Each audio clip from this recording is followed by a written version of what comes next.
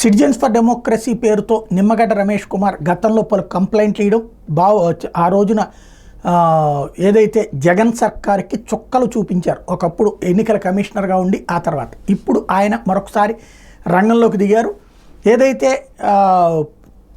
చంద్రగిరి లేదంటే పొంగనూరు ఇట్లాంటి ఏరియాల్లో అంటే వైఎస్ఆర్ కాంగ్రెస్ పార్టీ నాయకులు తిరుపతి ఇట్లాంటి చోట్ల దొంగ ఓట్లు రిజిస్ట్రేషన్ అనేకం జరిగినాయి. అక్కడ వాటిని తేల్చాలంటే హౌస్ టు హౌస్ వెరిఫికేషన్ చేయాలి, ఓట్లన్నీ కూడా వెరిఫై చేయాలి. ఒకప్పుడు కుప్పంలో వైఎస్ఆర్ కాంగ్రెస్ పార్టీ చేసింది అదే. దాదాపు 30-40 వేల ఓట్లు తీపిచ్చేశారు అప్పుడు. ఎందుకంటే ఇతర రాష్ట్రాల్లో ఉండి పక్క రాష్ట్రాల్లో ఉండి వాళ్ళకి ఇక్కడ కూడా ఓటు హక్కు ఉందని అట్లాంటి తీపిచ్చేశారు.